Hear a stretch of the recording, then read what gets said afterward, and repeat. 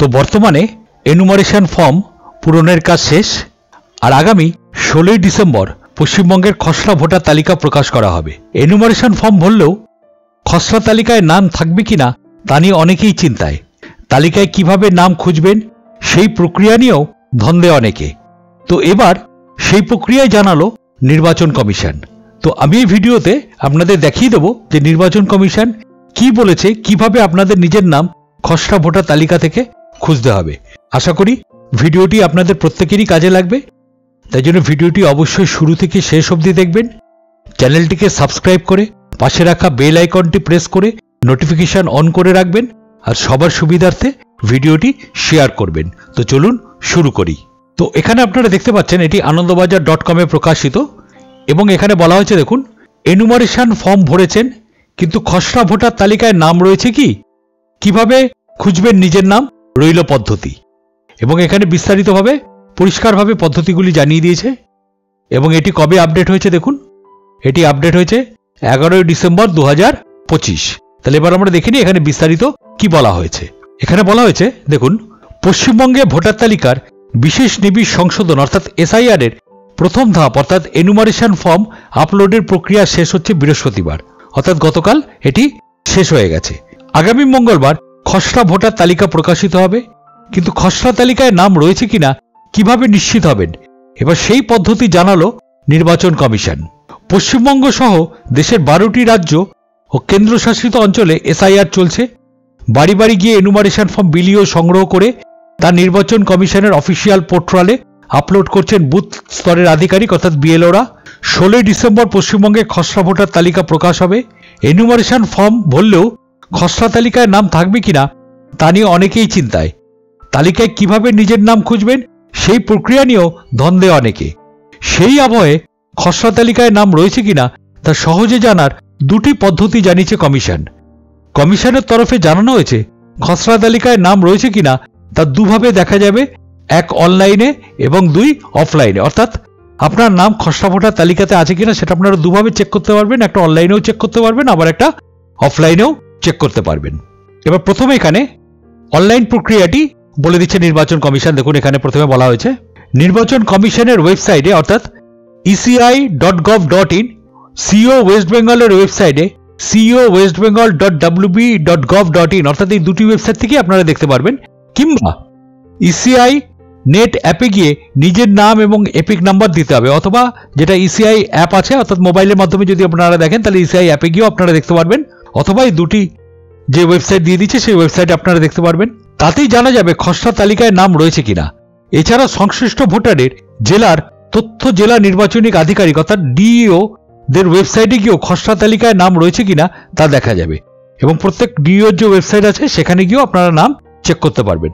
এই cowestbengal.gov.in আর eci.gov.in এবং ECI net যে অ্যাপটি রয়েছে সেটার মাধ্যম দিয়ে, অথবা এখানে যেটি বলেছে ডিইওর যে ওয়েবসাইট আছে সেখানে গিয়েও আপনারা দেখতে পারবেন। এবার বলেছে অফলাইন প্রক্রিয়ায় আপনারা কিভাবে নামটি খুঁজবেন, আপনার খসড়া ভোটার তালিকায় নাম আছে কিনা। তার জন্য কি বলেছে, প্রথমত এখানে বলা হয়েছে রাজ্যের সব বিএলওকে খসড়া তালিকার হার্ড কপি দেওয়া হবে। ভোটারেরা নিজ নিজ বুথের বিএলওর কাছে গিয়ে খসড়া তালিকায় নাম রয়েছে কিনা তা যাচাই করতে পারবেন।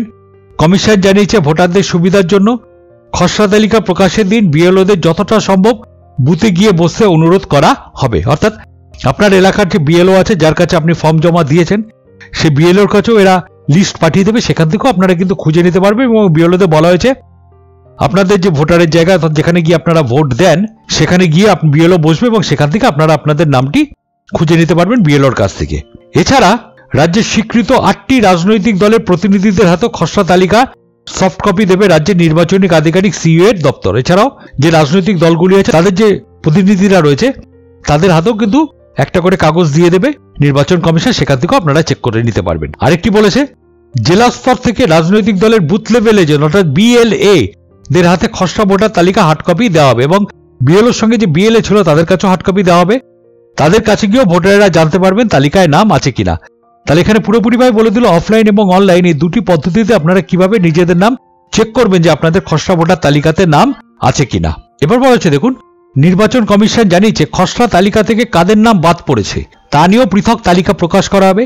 সেই তালিকা সংক্রান্ত যাবতীয় অভিযোগ এবং দাবি কমিশনে জানানো যাবে 15ই জানুয়ারি পর্যন্ত। অর্থাৎ যাদের যাদের নাম বাদ পড়েছে তা নিয়েও কিন্তু একটা তালিকা প্রকাশ করা হবে এবং সেখানে আপনার যদি কোনো অভিযোগ থাকে সেটা 15ই জানুয়ারির মধ্যে অভিযোগ আপনাদের জানাতে হবে।